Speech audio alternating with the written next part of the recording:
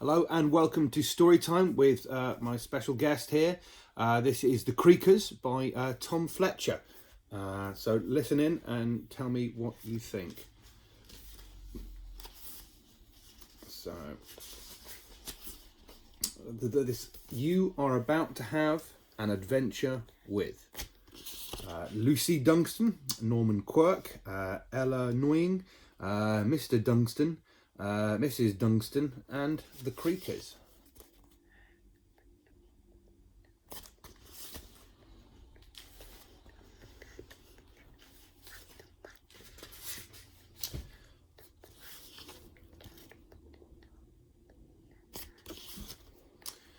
What silently waits in the shadows at night? What's under your bed, keeping just out of sight? What's patiently waiting while you're counting sheep? What never comes out unless you're fast asleep? What makes all the creaks, cracks and clangs in your house? Isn't a cat or your dog or a mouse? Those noises are made by mysterious creatures. Read on if you dare, and you might meet the Creakers. Prologue. The night it all began.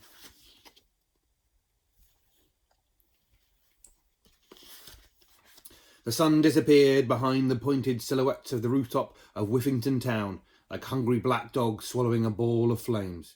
A thick, eerie darkness fell like no other night Whiffington had ever known. The moon itself barely had enough courage to peek round the clouds, as though it knew that tonight something strange was going to happen. Mothers and fathers throughout Whiffington tucked their children into bed, unaware that this would be their last bedtime story, the last goodnight kiss, the last time they'd switch off the light. Midnight, 1 o'clock, 2 o'clock, 3 o'clock. Creak! A strange noise broke the silence. Came from inside one of the houses, with the whole town fast asleep. Who could possibly have made that sound? Or perhaps not what? No, try again. Or perhaps not who, but what? Creak! There it was again, this time from another house. Creak, creak, creak. The sounds of creaky wooden floorboards echoed around the hallways of every home in Whiffington. Something was inside. Something was creaking about. Something not human. There were no screams. There were no nightmares. The children slept peacefully, wonderfully unaware that the world around them had changed. It had all happened silently, as if by some strange sort of dark magic. They wouldn't know anything about it till they woke up the next morning, on the day it all began. Chapter 1. The day it all began.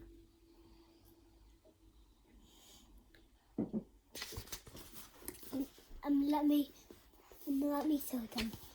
That must be the Creakers. Do you think so? Yeah. Okay.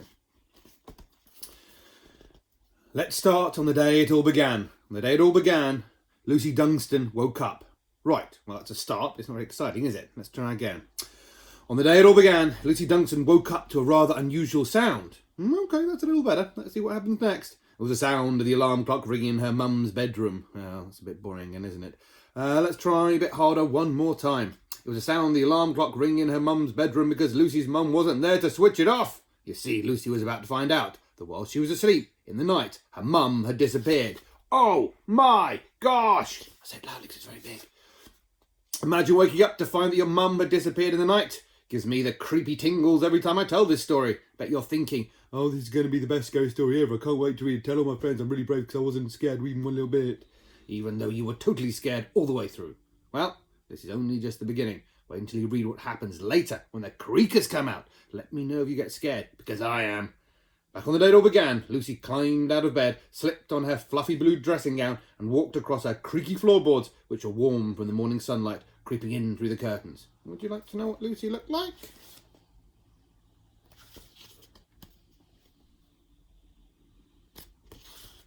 Oh. Of course you would. Here's a picture. As you can see, she had shorter hair than most girls, and it was as brown as mud or chocolate. And even though Lucy liked it to be short, her mum insisted she keep a fringe. Stops you looking like a boy, her mum would say. This was before she disappeared, of course. This really wound Lucy up, as her fringe always seemed to flop into her eyes, meaning she constantly had to lick her hand and slick it over to one side, just so she could see. Her eyes, once the fringe was out of the way, were green-brown, or perhaps browny-green. Either way, they were a bit green and a bit brown. You could say there was nothing particularly remarkable about Lucy at all, and it's true. She was no different from any other child in Whiffington, which is another way of saying she was quite remarkable indeed. Anyway, more about that later. "Mum," Lucy called, padding across the landing towards her mum's bedroom. But of course you already know there was no reply because her mum was gone. Lucy's heart started beating faster in her chest as she gently opened the bedroom door and stuck her head inside. Mrs. Dunstan's book was still on the bedside table, a bookmark poking out, with her reading glasses perched on top. Her empty cocoa cup with a yellow polka dot pattern sat beside it. Her slippers were neatly positioned on the floor. It was all as it usually was, except for the piercing ringing of the alarm clock and the spooky, empty bed. Lucy stopped the alarm clock and ran to check the bathroom. Empty bath, empty shower, empty loo, although Lucy would have been very surprised to find her mum hiding in there. She ran downstairs. Empty kitchen, empty living room, empty everywhere. "Mum, Mum!" she called, a note of panic rising in her voice and her heart leaping like a frog in her chest. She began to get an awful feeling that something terrible might have happened. It was a feeling that Lucy already knew. You see, this really creepy thing was that this wasn't the first time it had happened to Lucy Dunstan. A few months ago, her dad had vanished too. Unbelievable, right? Lucy's mum had been devastated. "Must have run off with another woman," Lucy heard one of the other mums whispering in the school playground. "Oh, what a cheating, rotten man," another had said, shaking her head. But Lucy didn't think her dad was rotten at all. She couldn't believe he would run off without saying goodbye to her, without leaving a note, without saying where he was going, without finishing the half-eaten chocolate hobnob and barely sipped cup of tea she'd found on his bedside table the next morning.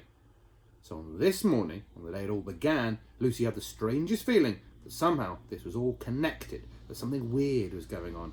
Lucy ran down the hallway, snatched the phone from the little wobbly table and dialed her mum's mobile number, which she knew off by heart for emergencies, like every sensible 11-year-old should.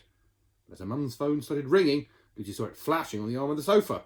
Lucy ended the call and hung her head in defeat. Defeat, feet, shoes, her mum's shoes. She ran to the front door. A pair of cosy, flat slip-ons with flower-shaped sparkly bits were sitting on the mat. The creatures must have taken her mum and dad. Maybe. Were sitting on the mat exactly where her mum kicked them off every night and where she'd slip back into them before leaving the house each day. Surely her mum wouldn't have left the house without her shoes, would she? Lucy's heart sank. This all seemed far too familiar. On the day her father disappeared, one of the strangest things was his favourite chunky black boot with the yellow laces, which he wore every single day, was still sitting by the front door, like he'd never left, just like her mum's shoes. Lucy knew there was only one thing for it. She was going to have to call the police. She'd never done that before. Her heart was pounding like a drum in her chest as she pressed the number 9 3 times with a shaky, nervous finger. Now, what do you suppose happened next? If you think a police officer answered the phone and said, "It's okay, Lucy, we found your mum, we'll bring her right away. We'll even pick up some breakfast for you too. What would you like?" Then you'd be very wrong indeed, and you should probably never write a book. What actually happened was probably the worst thing Lucy could think of. Nothing. The phone just rang and rang and rang and carried on ringing until Lucy hung up. "Since when did the police not answer the phone?" Lucy said to herself, her voice sounding unusually loud in an empty house. A little voice in her head told her the answer. "When something spooky is going on."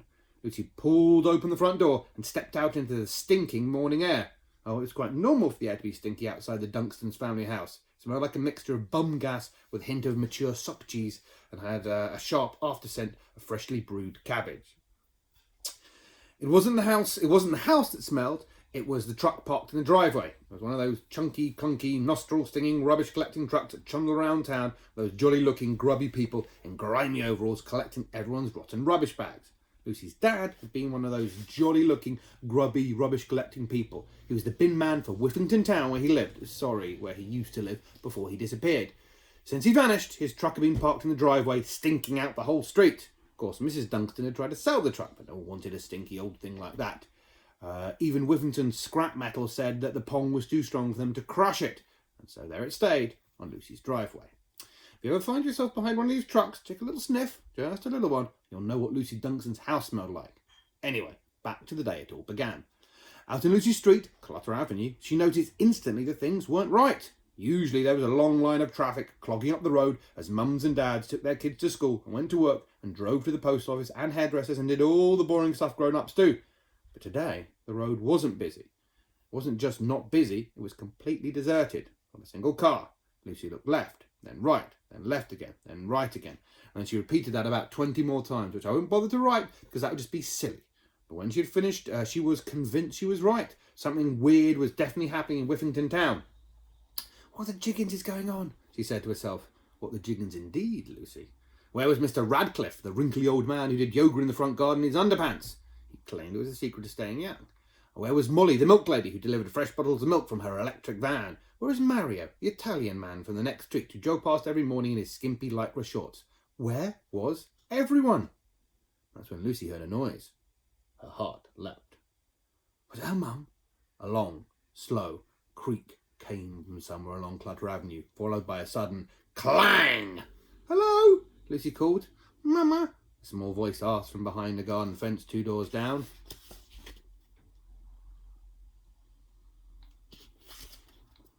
Oh, Ella, it's just you.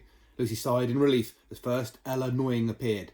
First, her bouncy afro hair peeped out in the street, followed by her round cheeks and her big, deep brown eyes that always managed to get her out of trouble. She was wearing bright pink pyjamas made of shiny silk, with her initials embroidered on the pocket. In one hand was a pair of pink, heart-shaped designer sunglasses. Lucy never saw Ella anywhere without those. Lucy, I can't find Mum or Papa, or my avocado, and my avocado needs mashing, Ella whined. Before Lucy could reply, another door opened across the street. Dad, whispered Norman Quirk, a boy from Lucy's year at school, as he hesitantly stepped into his front garden. Norman was dressed in a pristinely ironed, meticulously clean scout uniform, which was covered in the most achievement badges Lucy had ever seen. Here is a list of some of Norman's badges. A tree climbing badge, a tent pitching badge, a badge for spreading butter on toast all the way to the edges, an indoor challenge badge, an outdoor challenge badge, the shake it all about door challenge badge, a bed making badge, a cake baking badge, and eating the cake you bake in the bed you make badge, the remembering to wash your belly button badge, and even a badge for collecting lots of badges. There were a few empty spots on his uniform he needed to fill with new badges. Oh, hi. Good morning, civilians.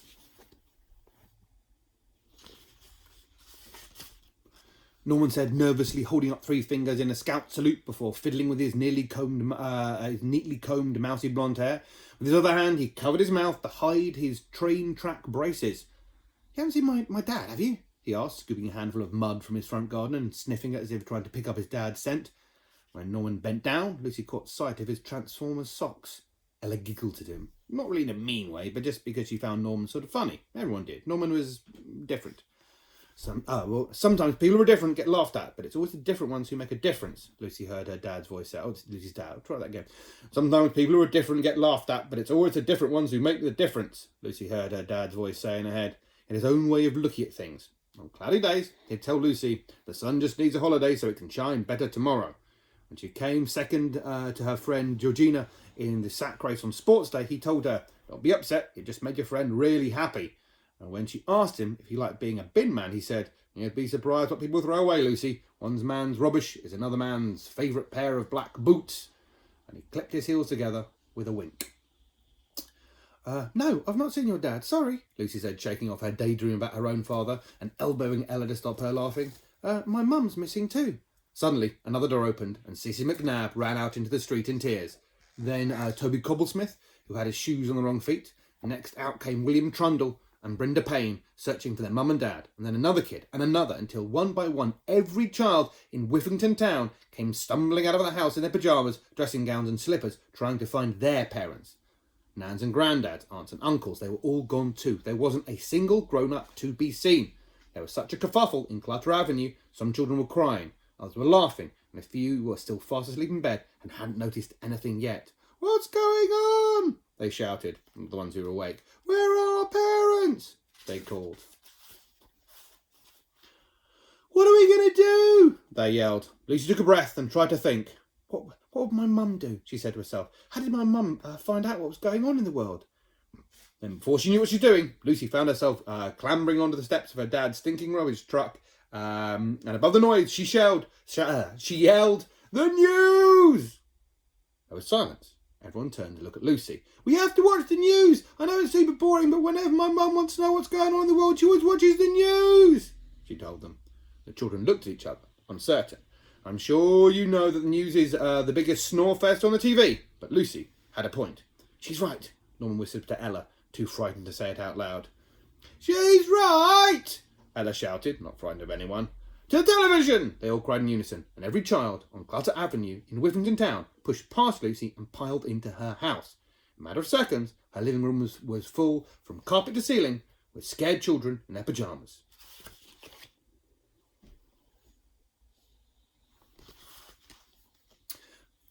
There were children sitting on the floor. There were children sitting on the children sitting on the floor. There were even children sitting on the children sitting on the children sitting on the floor. They were all terrified, mainly because their parents were missing, but also a little bit freaked out because they were about to watch the news without being made to. Lucy switched on her TV. Have you got any popcorn? Asked a child sitting on the floor. Sorry, don't think we do, Lucy replied. And chocolate hobnobs? Asked a child sitting on the floor. No chocolate hobnobs either. Mum doesn't buy those anymore, not since... Well, never mind. We just don't have any. Oh, you mean we have to watch TV without any snacks? Moaned Ella, who was sitting on the floor. Oh, OK, I'll see what we've got, promised Lucy, whizzing off to the kitchen. She returned a few minutes later with all the boxes of cereal from the cupboard and handed them around the room. Take your handful and pass it on, she said, and then got back to finding the 24-hour news channel. The moment it flicked on, her heart stopped. Oh no, Lucy cried. Look! A crowd of children all spat out their cornflakes and Cheerios in shock, showering the room with chewed bits of soggy cereal. On the TV, they could see the normal news desk, the normal sheets of paper and the normal coffee mug, but there was something very not normal about it. The news presenter was missing. Ella pushed through to the front. Try another channel. Maybe your TV is broken, Lucy. Don't you have a TV repair badge? She demanded, turning to Norman, who tried his best to hide when everyone looked at him. Perhaps I could take a look, he said sheepishly as the children nudged him across the room towards the telly. Sorry, oops, watch out, he muttered as he stepped on almost everybody's fingers. Well, why isn't it working? Ella said, bashing the remote on the side of the TV. I actually do have a badge in TV remote control functions, and as the only member of the Whiffington Scout Troop present today... Aren't you the only member of the Scout Troop, full stop? Asked Ella. Everybody laughed. Norman sat down, looking defeated, on what he thought was the arm of the sofa, but it was actually the head of another child sitting on another child. Yeah, just do your best, Lucy said, taking the remote from Ella and handing it to Norman. Norman smiled at her, for once forgetting to hide his braces. He flipped through a few channels, hoping to find a grown-up of any kind looking back at them.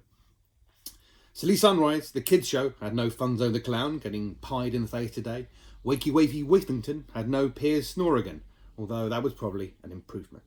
Norman flicked through the sports channels, the shopping network, the cooking shows, Whiffington weather, and just about every channel he could think of. Not a single one of them had a single grown-up. It was almost as if every adult on the planet had just disappeared overnight, from Lucy's mum to the news presenter. They had just all gone.